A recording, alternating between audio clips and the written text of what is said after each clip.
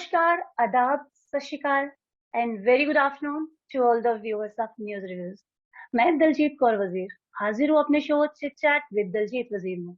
Viewers, आज मेरे साथ शो में मौजूद हैं यूथ प्रेसिडेंट एकजुट युवा संगठन Ajay Singh Saini ji. Sir, you are very much welcome in our chit chat show. Thank you so much. तो सबसे पहले आप अपनी एजुकेशनल जर्नी के बारे में बताएं और पॉलिटिकल जर्नी के बारे में भी बताएं कि कब और कैसे स्टार्ट हुई। जी, एक्चुअली मेरी जो 10th क्लास है हमारे जानीपुर से हुई है, विकास एकेडमी स्कूल से। Then Ranbir higher secondary school जो परेड में है, वहां से हमारी मतलब हायर सेकेंडरी स्कूल जो क्वालिफिकेशन की है। उसके बाद मैंने बीसीए की हुई है आईएमएस कॉलेज से, पटोली ब्राह्मणा से। देन फिर उसके बाद हमने की है एमबीए एमबीए की हुई है मायर कॉलेज से। तो उसके बाद कुछ देर जॉब की है, कुछ 1-1.5 साल जॉब की है रिलायंस सिक्योरिटीज में। देन उसके बाद जॉब करते करते जब ये इशू बना था हमारा रसाना को लेके, जो रसाना में एक जी बहुत बड़ा केस हुआ था आसिफा के रिलेटेड, तो वहां जी से जब हमने देखा कि जम्मू के ऊपर एक ब्लेम लगाया गया है या जम्मू के लिए कहा गया है कि जम्मू के लोग रेपिस्ट हैं, जी उस चीज से हमें बड़ा एक दर्द हुआ, एक धब्बा लगा हम डोगरों पर, हमारे जम्मू के लोगों पर। जी जी और बिल्कुल। उसी चीज से उसी दिन से एक तरह से पॉलिटिकली नहीं कहेंगे, उस दिन से हमारा जम्मू के लिए काम करना एक तरह से शुरू इस तरह ओके। हुआ कि इशू में हमारे जो प्रधान है श्री अंकुर शर्मा जी, उन्होंने जी इस इशू को टैकल किया। और इस इशू में जो हमारे लोग जो बेवजह फंसाए गए हैं, जिन्हें बताया गया जी कि वो रेपिस्ट है, जिन्हें बताया गया है कि बाबा कालीवीर जी के मंदिर में रेप हुआ, जहां पूरा जी वर्ल्ड सर। वाइड हम लोगों को डिफेम किया गया, डोगरों पर एक इल्जाम लगाया गया कि डोगरास जी आर रेपिस्ट। उस चीज को यस। देखते हुए एज अ डोगरा जम्मू में रहने वाले, इस चीज का दर्द हुआ कि हम वो लोग हैं जो कच्छकों को पूजते हैं। नवरात्रों का वक्त हो या कोई हमारे घर में जन्मदिन हो किसी भी, या कोई भी ऐसी चीज हो, तो हम कच्छकों को पूजते हैं, उनके पांव धोते जी हैं, क्योंकि हमारा ये कल्चर है, ये डोगरा कल्चर है। तो उस चीज को जी देखते हुए जो हमें पता चला कि इस तरह की घटना जो वहां पे घटी है, तो यहाँ से तो ये सिद्ध होता है कि जो जम्मू का डोगरा है वो इस तरह की चीजें जो ये सामने लाई जा रही हैं, जो एक कश्मीरी हेजमनी द्वारा जो एक ये बड़ा एक तैयार किया गया है, पूरा षड्यंत्र तैयार किया, मतलब तो उसमें जम्मू का यूथ इस तरह का घिनौना काम कभी नहीं कर सकता। देखिए आप लोग भी जम्मू से ही हैं, हम लोग जम्मू से हैं। जी आप जानते हैं कि जम्मू सिटी ऑफ टेम्पल्स है, तो यहाँ पे तो हम बिल्कुल। मतलब जो बच्चियां बच्चियां उनको पूजते हैं, बच्चियों को बड़ा जी मतलब कि सम्मान दिया जाता है, बच्चियों को मतलब कि हमें देवियों के रूप में देखा जाता है।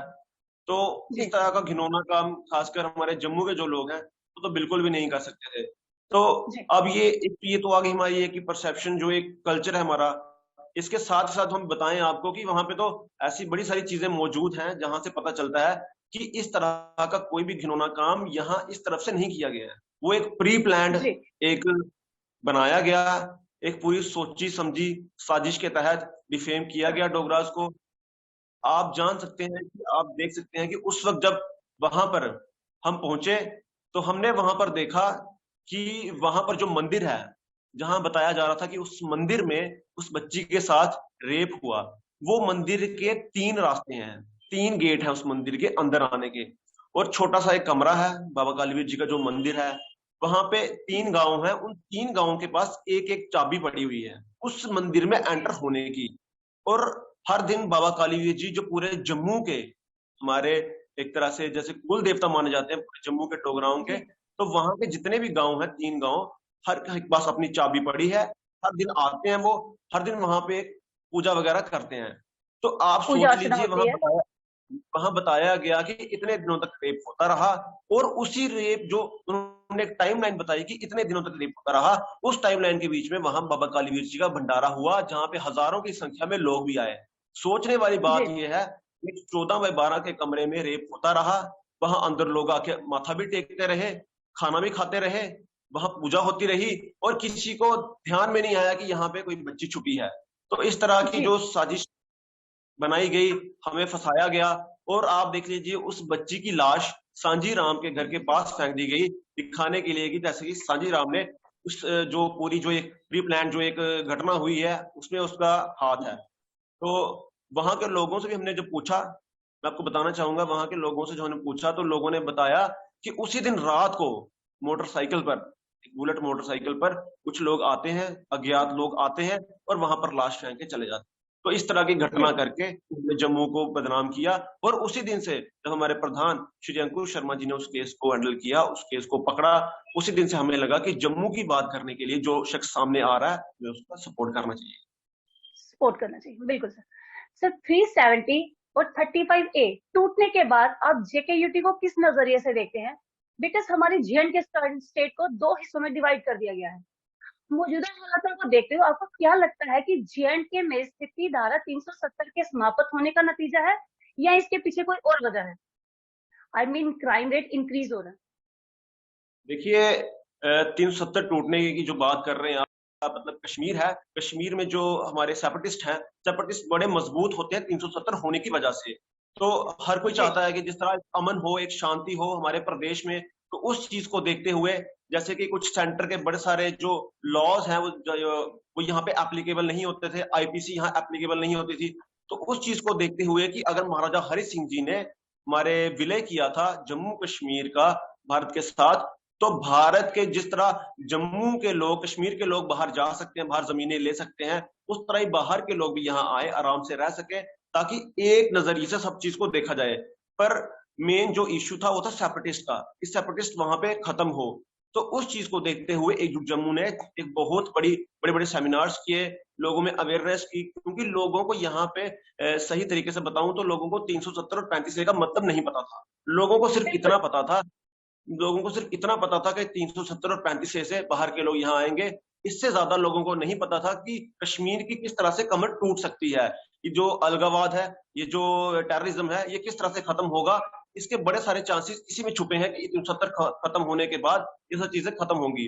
तो उस चीज में अवेयरनेस लाने वाले हमारे जो जम्मू पार्टी ही थी, तब एक संगठन था, हमने बड़े बड़े सेमिनार्स किए, होटल्स बुक करके सेमिनार्स किए, नुक्कड़ मीटिंग्स किए, घर घर जाके मीटिंग्स किए, लोगों में अवेयरनेस दी। और तब जाके लोग इस चीज के लिए राजी हुए कि हाँ 370 टूटना चाहिए। खासकर से नेशनलिस्ट लोग जो झंडे के नीचे रहते हैं, झंडा उठाते हैं भारत का, उन लोगों में धारणा बनी कि 370 खत्म करके हमें देश के साथ होकर रहना है और कश्मीर की जो टेररिज्म है उसको खत्म करना है। उस चीज को देखते हुए जम्मू ने 370 तो तोड़वाई। अब इसका जी नतीजा ये निकला, लद्दाख तो जिस तरह पहले ही मांग करता था कि हम लोगों को अलग जी किया जाए, लद्दाख तो अलग हो जी गया। बिल्कुल लद्दाख आज खुश है, लद्दाख में हर एक चीज है, लद्दाख वाले आज बहुत खुश हैं। तो ये जो हमारा बिल्कुल। 370 टूटने के बाद जो जम्मू ने उम्मीद लगाई थी कि जम्मू किस तरह इंपावर होगा, पिछले 70 से अधिक सालों से जिस तरह जम्मू को दबाया जा रहा है, जम्मू को रोंधा जा रहा है, उस लिहाजे से जम्मू ने एक उम्मीद रखी थी कि अब वो वक्त आएगा कि जम्मू, अब वो वक्त आएगा कि जम्मू भी इंपावर होगा। पर हुआ क्या, आज भी जम्मू की, जी जी जी बताएं। सर जम्मू के साथ डिस्क्रिमिनेशन हमेशा से रहा है, क्या 370 खत्म होने के बाद डिस्क्रिमिनेशन कम हुआ? यही मैं आपको बात बताने वाला हूँ कि 370 टूटने के बाद लोगों में उम्मीदें थी, युवाओं में उम्मीदें थी, जी हमारे जो बड़े हैं उन्हें उम्मीदें थी, हमारे जो डेवलपमेंट है उस चीज को लेके हम लोगों में उम्मीदें थी कि जो चीजें पहले नहीं हुई हैं, जो चीजों में हमें पीछे रखा गया है, जम्मू को, कश्मीर को आगे लाया गया है, उन चीजों में अब बराबरी की जाएगी। 50-50 का शेयर अब जम्मू और कश्मीर में डिवाइड होगा, जिससे कश्मीर भी इंपावर होगा जो कि पहले ही बड़ा इंपावर है, और जम्मू जो डिस जी इंपावर किया गया पिछले 70 से अधिक सालों से, जम्मू भी इंपावर होगा। पर इसका नतीजा क्या निकला कि कागजों पत्रों में 370 तोड़ी गई और बताया गया जी कि जम्मू में बहुत उन्नति आएगी, जम्मू में बड़ा एक खुशी की लहर आएगी। पर हुआ क्या, जी आज देख लीजिए बच्चे हमारे सड़क पर प्रोटेस्ट कर रहे हैं।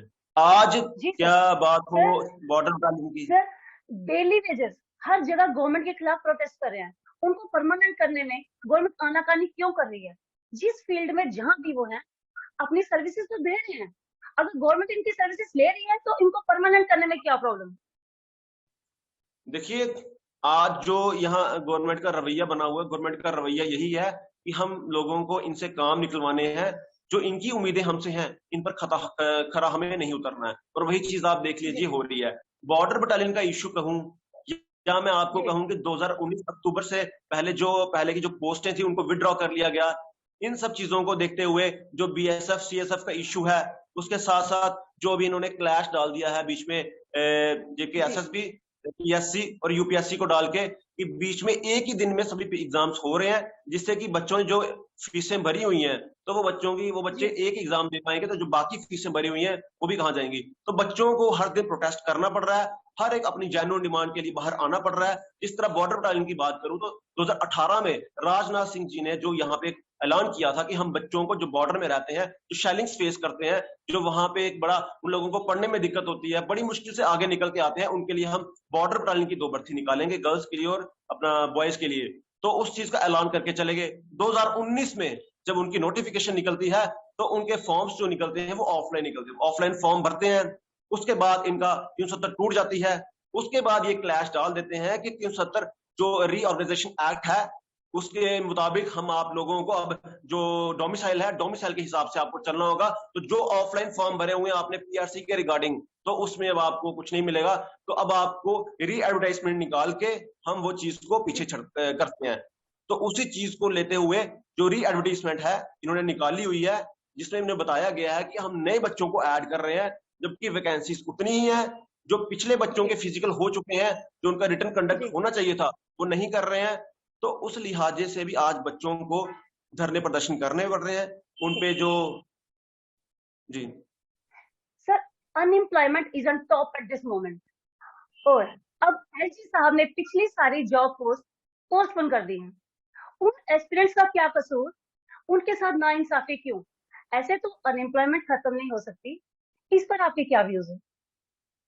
देखिए, ये जो रवैया है ये बड़ी देर से चलता आ रहा है कि गवर्नमेंट क्या करती है कि फॉर्म भरवा लेती है, बच्चे फॉर्म फिल करते हैं, नौकरियों का एक जी आश्वासन दिया जाता है। कभी कभी जी ऐसा होता है कि नौकरियों का आश्वासन देके जो फॉर्म जो वैकेंसीज होती है वो हजारों के करीब होती हैं, और जो फॉर्म है वो लाखों में भरे जाते हैं। और ऐसा भी बिल्कुल। होता है, अब देख लीजिए आप उन जो लाखों में जो एग्जाम्स फॉर्म भरते हैं, और वैकेंसीज अगर हजारों में होती हैं, कम से कम आप उन 1000 वैकेंसीज के लिए उनके एग्जाम्स तो लीजिए। पर यहाँ पे इनका रवैया ये है कि उनके एग्जाम तक नहीं लेते हैं। एग्जाम्स नहीं जी लेने से और या इस तरह के मतलब जो चीजें कर रहे हैं, इससे सरकार क्या कर रही है कि सिर्फ अपना पैसा कमा रही है। अब देख लीजिए आप, जी ये जो हुआ है, इन्होंने जेके एसएसबी पीएससी यूपीएससी के पेपर क्लैश कर दिए एक ही दिन में। जी बिल्कुल। अब जिन बच्चों ने 3-3 फॉर्म भरे हुए हैं, वो एक दिन में कैसे 3 पेपर दे पाएंगे? तो ये इनका एक बिल्कुल। तरीका है पैसा कमाने का। अब वो बच्चा सिर्फ एक ही एग्जाम दे पाएगा, तो जो 2 जो एग्जाम्स बचे हैं उनकी जो फीस है वो किसकी जेब में गई? गवर्नमेंट की जेब में। ये गवर्नमेंट बच्चों को नौकरी तो दे नहीं रही है, उल्टा उनकी जेब जी से पैसे निकाल दिए, उन बच्चों को मजबूर कर रही है कि आप लोग अब फॉर्म करना तक बंद कर दीजिए। क्योंकि देखिए जी परसेप्शन ऐसी बन रही है ना, एक नैरेटिव ऐसा बन रहा है कि बच्चों के एग्जाम्स तक नहीं लिए जा रहे हैं, जो फिजिकली क्लियर जी करके बैठे हुए हैं उनके रिटर्न कंडक्ट नहीं करवाए जा रहे हैं। बीएसएफ वाले जी जिनको पोस्टें दी थी, उन्होंने कहा था कि इससे ज्यादा पोस्टें हैं, फिजिकल क्लियर करके बैठे हुए हैं, उन लोगों को नहीं लगाया जा रहा। जो डेली विजर्स हैं, जी पिछले कितने कितने सालों से इंतजार कर रहे हैं कि हमें कब परमानेंट किया जाएगा। कुछ तो ऐसे भी हैं जिनको सैलरी का इंतजार कर रहे हैं कि कम से कम हमारी सैलरी दो। काम उनसे पूरा लिया जी जा रहा है पर सैलरी उन्हें नहीं दी जा जी रही। हालांकि कहा क्या गया जी था कि 370 टूटने के बाद जम्मू में एक खुशियों की लहर आएगी, 50,000 जॉब्स आएंगी, ऐसा होगा वैसा होगा, इतने मतलब कि जी गुलदस्ते तरीके से, मतलब इतना हमें मतलब दिखाया गया कि आप लोगों के साथ बड़ा अच्छा होगा, जम्मू अब एम्पावर होगा। पर हुआ क्या? सब जो वो प्लान हमारी दिखाएंगे। जो बड़े सपने दिखाए गए, जो हमारी जी कंडीशन, जो सिचुएशन जम्मू के यूथ की पहले थी, उससे भी वर्स्ट सिचुएशन आज यहाँ पे बन चुकी है कि आज बच्चा हर दिन देख लीजिए, हर एक बच्चे, हर एक डिपार्टमेंट, या एजुकेशन हो, एम्प्लॉयमेंट की कोई भी डिपार्टमेंट हो, हर एक धरना प्रदर्शन कर रहे हैं। क्यों? क्योंकि उनकी डिमांड्स फुलफिल नहीं की जा रही हैं। वादे उनसे किए जी गए, वादे उनसे किए गए, सपने उन्हें दिखाए गए, पर उनकी किसी भी डिमांड्स पर ये एलजी एडमिनिस्ट्रेशन जो है खरी नहीं उतर पा रही। और आज देख लीजिए युवाओं में इतना रोष है कि युवा आज, अगर मैं आपको गारंटी से कह सकता हूँ, आज अगर आप ये बीजेपी वाले इलेक्शन करवा लेना तो इनका एक भी एमएलए नहीं आएगा। क्यों? क्योंकि इन्होंने युवाओं को नाराज कर दिया है, युवाओं के जो सपने थे वो तार तार कर दिए हैं। इन्होंने इतना भी ख्याल नहीं रखा कि हमने जो वादे किए थे 50,000 जॉब्स के, वो तो आप दूर रहने दीजिए। जिन बच्चों की जॉब्स हैं, आप उन चीजों को ही विड्रॉ कर रहे हैं, आप उन पोस्टों को विड्रॉ कर रहे हैं। जो बच्चे लास्ट, जिनकी सिलेक्शन लिस्ट भी आनी है, कहीं ऐसे भी जिनके सिर्फ रिटर्न होना है, उनके भी आपने वापस ले लिए फॉर्म्स। तो आप बताइए बच्चे हमारे जम्मू के एम्प्लॉयड कैसे होंगे? अनएम्प्लॉयमेंट तभी तो बढ़ रही है। आज अनएम्प्लॉयमेंट का जो रेट है जम्मू में वो सबसे हाई है। बिकॉज जी जो एडमिनिस्ट्रेशन आई है, जो 370 आया है, जिसकी हमने उम्मीद की थी 370 आने के बाद जम्मू इंपावर होगा, जम्मू और डिसइंपावर हो रहा है और कश्मीर आज भी इंपावर हो रहा है। हमने सोचा ये था कि कश्मीर की कमर तोड़ेंगे, जो अलगाववाद उसे खत्म करेंगे, पर कागजों पत्रों में कश्मीर की कमर तोड़ी गई है। आज भी कश्मीरी बच्चा फल फूल रहा है, आज भी वो लोग हर चीज का फायदा ले रहे हैं। हमारा जम्मू का बच्चा हो, आज भी सड़कों पर दौड़ रहा है। आज बच्चे नौकरी पाने के लिए तो आप अलग रखिए, आज बच्चे अपनी एडमिशन के लिए रो रहे हैं। आप साइंस कॉलेज की कंडीशन सर। देख लीजिए, आप सर, जै- कॉमर्स। जैसे कि आपने अभी बात की, फॉर्म फिल किए, जितने भी युवाओं ने फॉर्म फिल किए थे उनकी फी का क्या? गवर्नमेंट उनको फी वापस करेगी? बिकॉज गवर्नमेंट फी ले लेती है, बट जब एग्जाम्स कैंसिल हो जाते हैं तो क्या? ये फी भी युवाओं पर एक और अत्याचार नहीं? क्या जेकेयूटी पार्टी युवा क्या एकजुट पार्टी युवाओं के इन पैसों का हिसाब गवर्नमेंट से लेगी? जो जम्मू है ना, जम्मू जम्मू जी एक तो लैंड बन गई है प्रोटेस्ट की, दूसरा मैं कहूंगा जम्मू जी लैंड बन गई है टैक्स देने की। हम लोगों से सिर्फ जी टैक्स बिल्कुल। वसूला जा रहा है, ठीक है। जी हम लोग टोल टैक्स देते हैं, हम लोग कार का जी टैक्स देते हैं, हम लोग आजकल रोड पे चलने का टैक्स दे रहे हैं। अब गांव के रोड लोग जो टैक्स। हैं कुरली बनाने का भी टैक्स देंगे। हम लोग, हमारे बच्चे आज फॉर्म भर के भी टैक्स दे रहे हैं। हम हर जी तरीके से टैक्स पेयर बने हुए हैं, और हर तरीके से जो बेनिफिट लेने वाले हैं वो दूसरे कश्मीरी। आज बच्चे हमारे, जैसे आपने बात कर रहे हैं फॉर्म्स की, ये कहाँ फॉर्म के पैसे वापस दे रहे हैं? मैंने बताया कि ये रवैया पिछले कई सालों से चलते आ रहा है। मैंने खुद जूनियर जी असिस्टेंट का फॉर्म भरा था ट्रांसपोर्ट में, आज से कुछ साल पहले। आज तक उसका जी पता ही नहीं वो कहाँ गया, आज तक वो फॉर्म निकला, उसके एग्जाम्स हुए, कुछ नहीं हुआ, वो वैसा का वैसा है।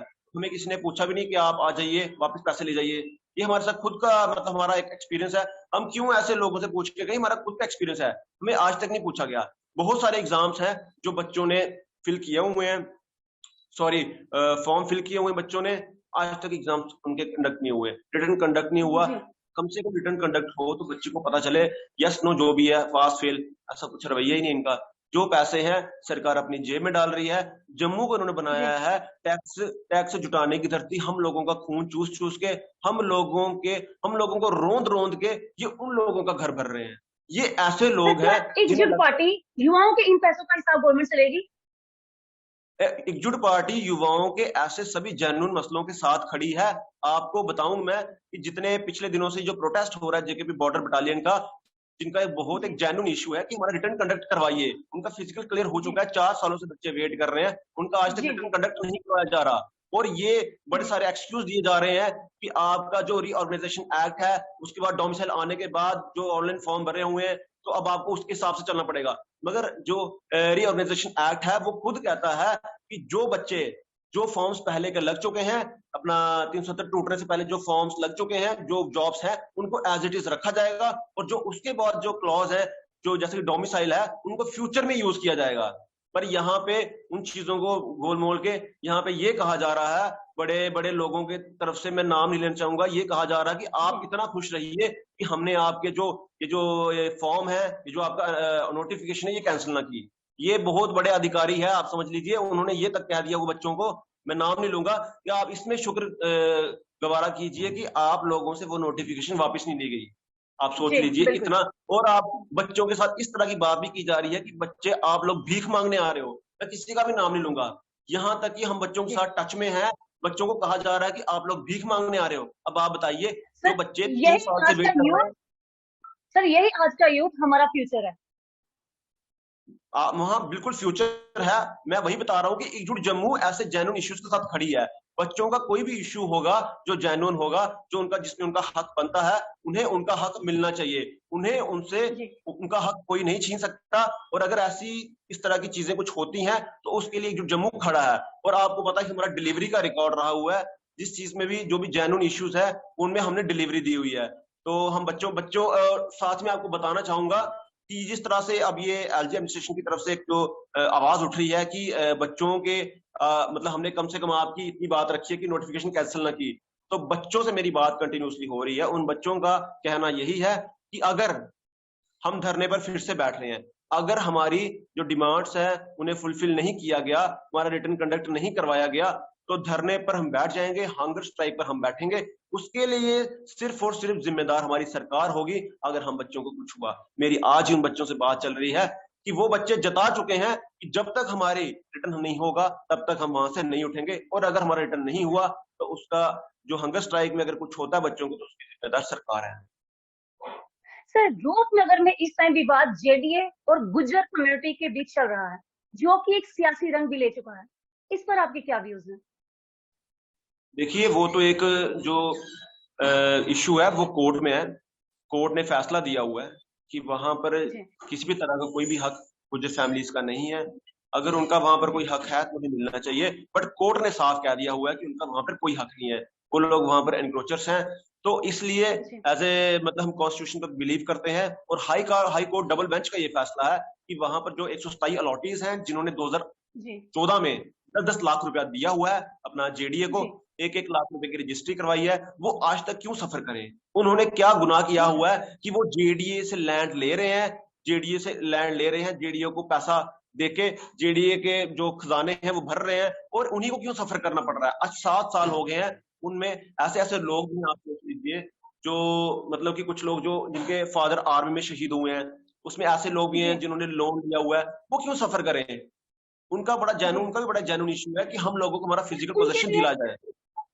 सर, उनके लिए क्या अल्टरनेट निकलेगा?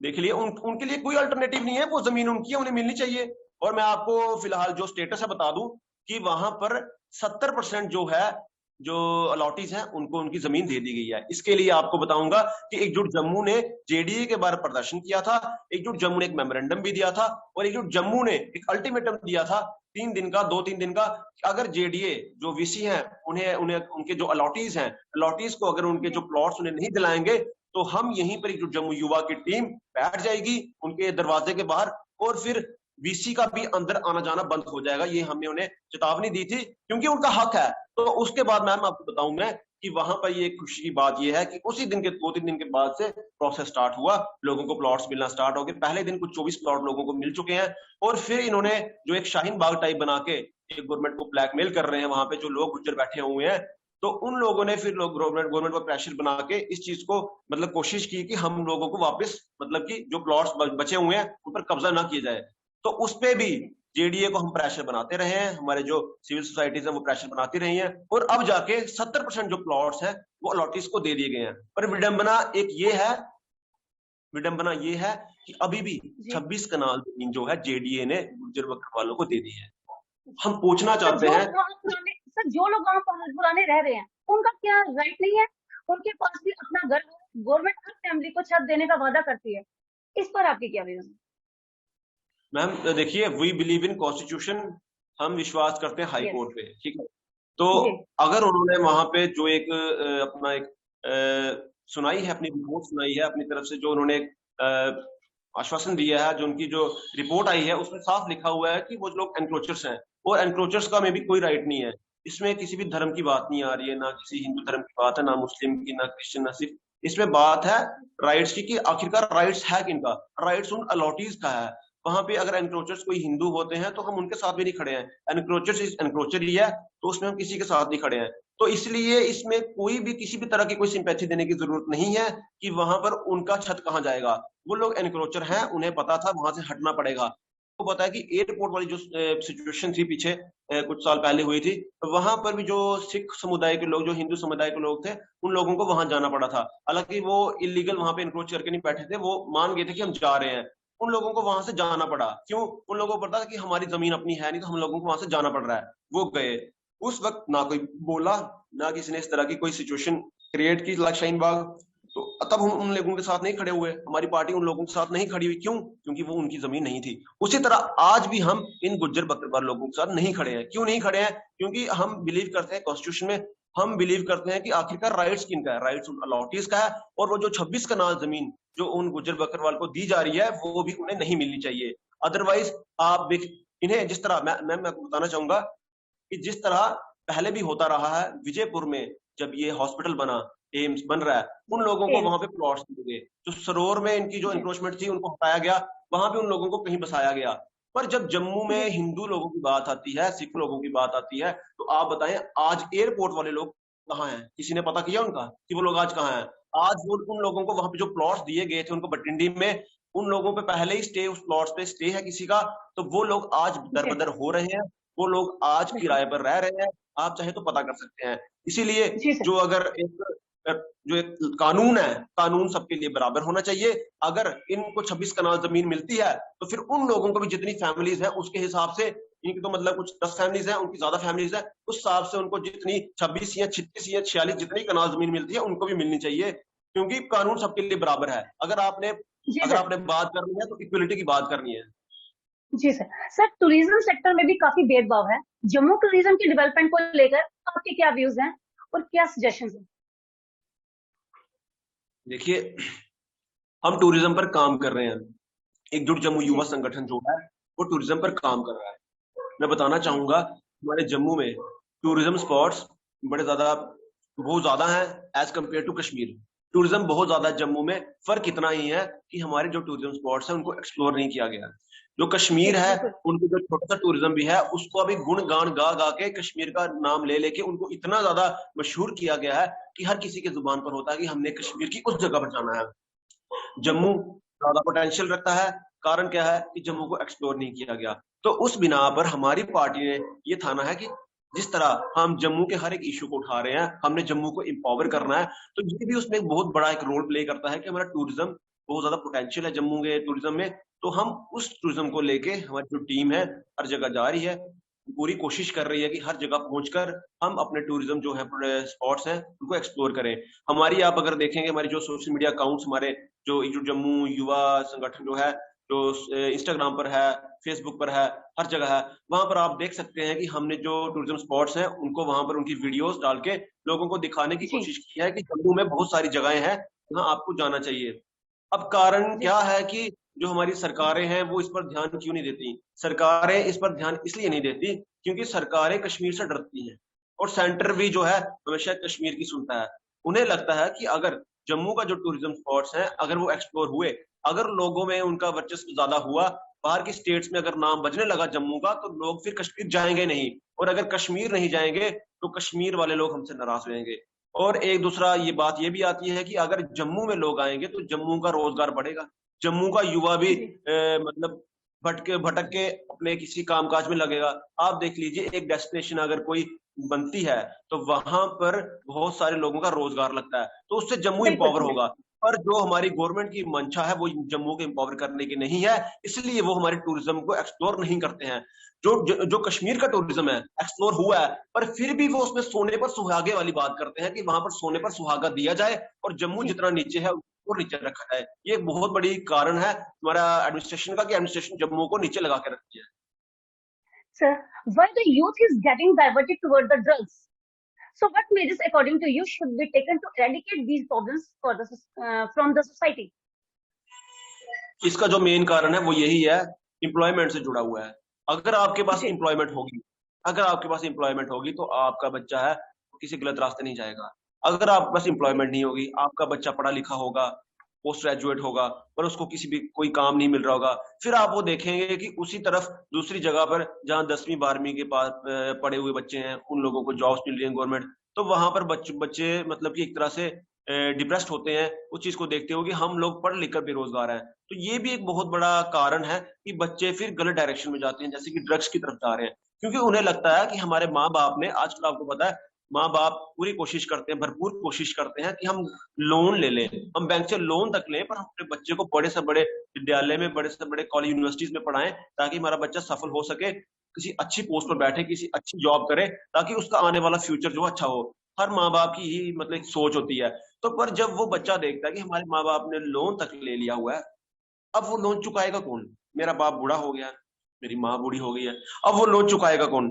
तो उस वक्त बच्चा जब देखता है कि मैं पढ़ लिख कर आज बेरोजगार हूँ और मेरे सामने जो अनपढ़ लोग हैं वो लोग नौकरियां कर रहे हैं, तो वो वहां पे थोड़ा डिप्रेस होता है। हालांकि हम इस चीज को थोड़ा हवा नहीं देंगे कि बच्चे को उस तरफ जाना चाहिए, बच्चे को कुछ ना कुछ करके अपने घर वालों को देखना चाहिए, पर आखिरकार वो भी तो एक बच्चा है, उसकी भी तो कुछ उम्मीदें, उसकी कुछ डिमांड्स और कुछ उसके सपने होंगे। तो जब वो सपने टूटते हैं ना, ये बहुत बड़ा कारण है कि वो जाते हैं ड्रग्स की तरफ। और इसके पीछे अगर कोई 50% अगर कोई जिम्मेदार है ना, तो हमारी एडमिनिस्ट्रेशन। अगर एडमिनिस्ट्रेशन हमारे जम्मू के बच्चों को रोजगार दे, अच्छा रोजगार दे, यहाँ इंडस्ट्रीज लाए, जैसे कहा गया 370 आएगी, यहाँ पे इंडस्ट्रीज आएंगी, इंडस्ट्रीज तो आई नहीं, कुछ भी नहीं आया ना, यहाँ पे 50,000 जॉब्स आई। अगर 50,000 जॉब्स आई होती, इंडस्ट्रीज आई होती, तो हमारे जम्मू का युवा जो है उन इंडस्ट्रीज में लगता, उन गवर्नमेंट जॉब्स करता, तो फिर उनका ध्यान ड्रग्स पे नहीं जाता। जो आज समझ लीजिए आप 70% अगर 50% अगर हमारा युवा आज अगर ड्रग्स की चपेट में है, फिर 10% होता है।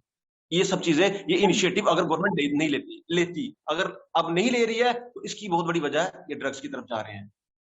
सर, डीलिमिटेशन से एकजुट पार्टी किस तरह से रिएक्शन रखती है? देखिए, हमारे प्रधान अंकुश शर्मा जी ने कहा हुआ है कि जो डिलिमिटेशन हुई है ये 2021 पर होनी चाहिए थी। जो 2011 के जो सेंसिस हैं वो फर्स्ट हैं, वो झूठे सेंसिस हैं, जिन्हें बताया गया हुआ है कि जिसमें कश्मीर की पॉपुलेशन ज्यादा है, कश्मीर में घर ज्यादा है, कश्मीर का एरिया ज्यादा है। हालांकि बीजेपी का जो अपना स्टैंड है वो खुद कहते हैं कि ये फर्स्ट सेंसिस है, पर बोलने में और करने में बड़ा फर्क है। उन लोगों को लगता है कि हम ये चीजें अगर बाहर लाएंगे, अगर जो सेंसिस 2021 पे किए, तो सत्ता जाएगी जम्मू के हाथ में, तो वो कभी भी कश्मीर को नाराज नहीं करना चाहते। तो हमारा जो स्टैंड आप बात करी, हमारा स्टैंड यही है कि जो 2021 के ऊपर सेंसिस होने चाहिए थे, 2021 के ऊपर सेंसिस होंगे, तो फिर जो असली में जिनकी पावर बनती है वो जम्मू में शिफ्ट होगी, और जब जम्मू में पावर शिफ्ट होगी, फिर हर एक किसी का उद्धार होगा। जब तक ये पॉलिटिकल पावर कश्मीर में रहेगी, तो कश्मीर कभी भी जम्मू को ऊपर नहीं आने देगा। इसीलिए हमारा एक ही स्टैंड है कि इस तरह से जो प्रॉब्लम्स है इनका सोल्यूशन नहीं निकलेगा। हम लोगों को जम्मू को एक अलग स्टेट बनाना है। जब तक जम्मू अलग नहीं होगा, जम्मू के अपने लोग जम्मू का जिम्मा नहीं उठाएंगे, जम्मू की अपनी सरकार नहीं होगी, तब तक जम्मू का उद्धार नहीं हो सकता। क्योंकि जब तक कश्मीर है, कश्मीर के पास पॉलिटिकल पावर रहेगी। क्योंकि जो बीजेपी है वो कभी भी नहीं चाहती कि पावर जो है जम्मू के पास आए, वो सारी पावर चाहती है कि कश्मीर में शिफ्ट हो, सीएम उधर का बने, हर चीज वहां की हो, और वो हमें अपने इशारों पर नचाएं, जो चीज हम कभी भी बर्दाश्त नहीं करेंगे। पहले जो हमारे नेता थे, जो पार्टीज थी, उन लोगों ने जो जम्मू को बेचना था वो बेच दिया। हम लोगों ने जिम्मा उठाया है और हम इस पर भरपूर काम कर रहे हैं। हमारा एक बहुत बड़ा डिलीवरी का रिकॉर्ड रहा हुआ है। आप जानते ही होंगे कि अंकुश शर्मा जी ने जम्मू के लिए कितने काम किए। तो उस बेसिस पर हमने हमारी जी हमारी ये आइडियोलॉजी है। हम यही चाहते हैं कि जम्मू को हमने सेपरेट स्टेट बनाना है। जब तक जम्मू सेपरेट नहीं होगा, तब तक डोगरा आजाद नहीं होगा। जी सर। सर, अपना प्रीशियस टाइम शो को देने के लिए thank you so much. Thank you. Viewers, chit chat show में आज बस इतना ही। मिलेंगे जल्द ही किसी नई पर्सनैलिटी से with our show chit chat with Daljeet Wazir. देखते रहिए न्यूज रिव्यूज। जय हिंद, जय भारत।